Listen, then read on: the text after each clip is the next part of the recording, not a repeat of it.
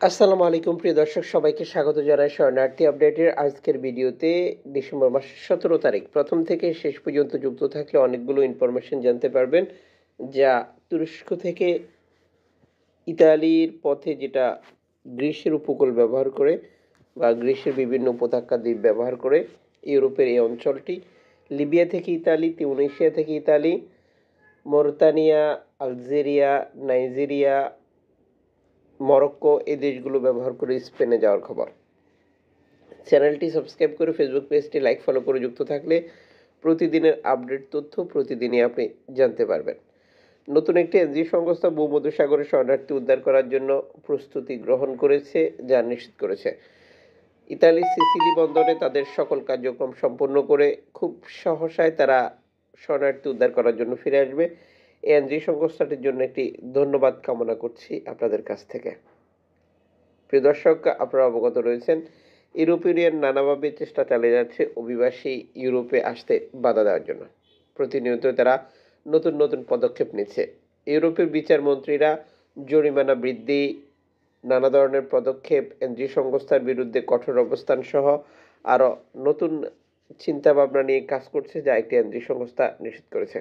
এই এনজিও সংস্থা তার প্রতিক্রিয়া জানিয়েছে, এতে করে ভূমধ্যসাগরের শরণার্থী কমবে না, বরং শরণার্থী মৃত্যু বেড়ে যাবে এবং এটার জন্য ইউরোপীয় ইউনিয়ন দায় নিতে হবে বা এটির দায়ভার তারা অস্বীকার করার কোনো সুযোগ থাকবে না। এদিকে অ্যালামফোন রেডিও টেকনোলজি সর্বশেষ এক্স হ্যান্ডেলে দেওয়া এক বার্তায় নিশ্চিত করেছে, ইতালির দ্বীপ ল্যাম্পেদুসার কাছে একটি নৌকা বিপদের খবর তারা পেয়েছিল, যদিও পরবর্তীতে তারা যোগাযোগ করে এই নৌকাটির কোনো অস্তিত্ব খুঁজে পায়নি। অ্যালামফোন রেডিও টেকনোলজি এই বার্তায় নিশ্চিত করতে পারেনি যে নৌকাটির বাঁকে কী ঘটেছিল। এদিকে মাল্টা উপকূলে 60 জন শরণার্থী নিয়ে একটি নৌকা বিপদে পড়ার তথ্য প্রকাশ করেছে অ্যালামফোন রেডিও টেকনোলজি। বর্তমানে এই স্থানটিতে কোনো উদ্ধারকারী সংস্থা নেই। ফ্রন্টেক্স বাহিনীর কাছে তারা প্রতিবেদন করেছে যাতে করে তাদেরকে উদ্ধার করা হয়, যদিও ব্যাপারটা এখনও ক্লিয়ার না যে এই 60 জন অভিবাসীর ভাগ্যে কী ঘটবে। এদিকে এনজিও সংস্থা সলিডারিয়ান সর্বশেষ এক্স হ্যান্ডেলে বার্তায় নিশ্চিত করেছে, তারা তাদের উদ্ধারকৃত শরণার্থী 114 জনকে নিরাপদেই ইতালির অর্তনাতে নামিয়ে দিয়েছে। এনজিও সংস্থাটির জন্য আপনার পক্ষ থেকে একটি ধন্যবাদ কামনা করি আমরা। এভাবেই জীবনের ঝুঁকি নিয়ে এনজিও সংস্থাগুলো শরণার্থীদেরকে উদ্ধার করছে এবং নিরাপদেই হস্তান্তর করছে নিরাপদ একটি স্থানে। এদিকে ভূমধ্যসাগর থেকে 11 বছরে একটি মেয়েকে উদ্ধার করা হয়েছিল, আপনারা জানেন, যার পরিবার নৌকাডুবিতে মৃত্যু হয়েছিল, শুধু মেয়েটি বেঁচে ছিল। সেই মেয়েটিকে উদ্ধার করেছিল এনজিও সংস্থা। পরিশেষে এই মেয়েটিকে ইতালির দ্বীপ ল্যাম্পেদুসা হটস্পটের কাছে হস্তান্তর করেছে সেই সংস্থাটি। সর্বশেষ তিউনিসিয়ার উপকূলে একটি নৌকাডুবির ফলে এই ধরনের ঘটনা ঘটে। এদিকে গ্রিসের উপকূলে নৌকাডুবি এবং সর্বশেষ তথ্য মতে একজন নিহত, যার বডি পাওয়া গেছে। 40 জন এখনও নিখোঁজ রয়েছে বলে একটি প্রতিবেদন প্রকাশ করেছে একটি এনজিও সংস্থা। তুরস্ক থেকে ছেড়ে আসা এই নৌকাটি ধারণা করা হচ্ছে বিকেল 4:26 সর্বশেষ তাদের সাথে যোগাযোগ করতে সক্ষম হয়েছিল এনজিও সংস্থা। এরপর আর নৌকাটির কোনো অস্তিত্ব খুঁজে পায়নি, তার মানে এরপরই নৌকাটি ডুবে গিয়েছিল। এভাবেই প্রতিটি উপকূলে নৌকাডুবি এবং শরণার্থী মৃত্যু, যা প্রতিদিনই বৃদ্ধি পাচ্ছে। ক্যানারি দ্বীপপুঞ্জের এক প্রতিবেদনে নিশ্চিত করেছে, দুটি নৌকা থেকে 146 জন শরণার্থী প্রবেশের একটি তথ্য যখন তারা অভিযান পরিচালনা করেছিল, একটি কাঠের নৌকার অভিবাসীদেরকে তারা উদ্ধার করেছিল এবং এই অভিবাসীদেরকে উদ্ধার করার পর নিরাপদ স্থানে হস্তান্তর করেছে তারা। সর্বশেষ এক্স হ্যান্ডেলের দেওয়া বার্তায় এই প্রতিবেদনটি তারা যুক্ত করে।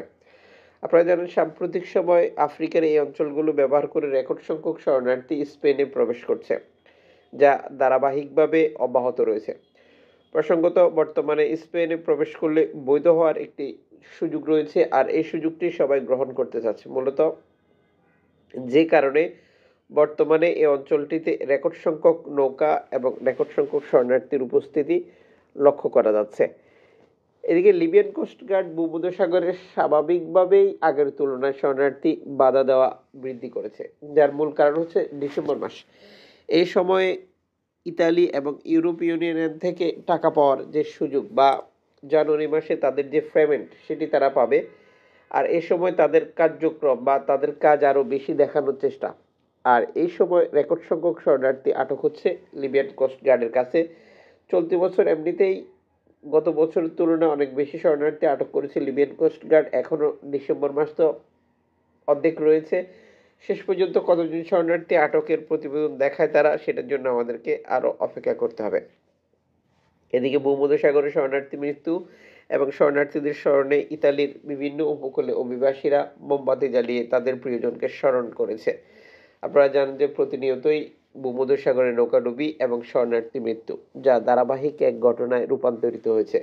চলতি বছরও এই মৃতের সংখ্যা ১৬০০+, যা এনজিও সংস্থাগুলোর সর্বশেষ প্রতিবেদনগুলোতে নিশ্চিত হওয়া যায়।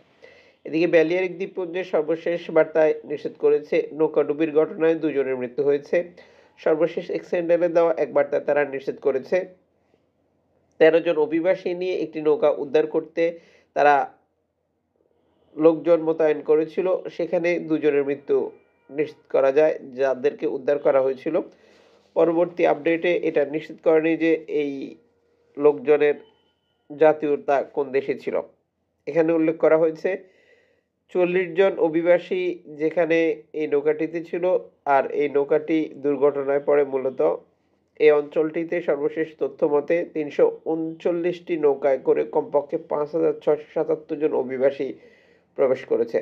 সাম্প্রতিক সময় আপনারা জানেন যে রেকর্ড সংখ্যক শরণার্থী স্পেনের বিভিন্ন উপত্যকা বা দ্বীপে প্রবেশ করছে, যা অতীতের সকল রেকর্ড ভেঙে দিয়ে নতুন নতুন রেকর্ড সৃষ্টি করছে। এদিকে একটি এনজিও সংস্থা আবারও শরণার্থী উদ্ধার করার জন্য তাদের সকল কার্যক্রম সম্পূর্ণ করে যেটা ভূমধ্যসাগরে ফিরে আসার ঘোষণা দিয়েছে।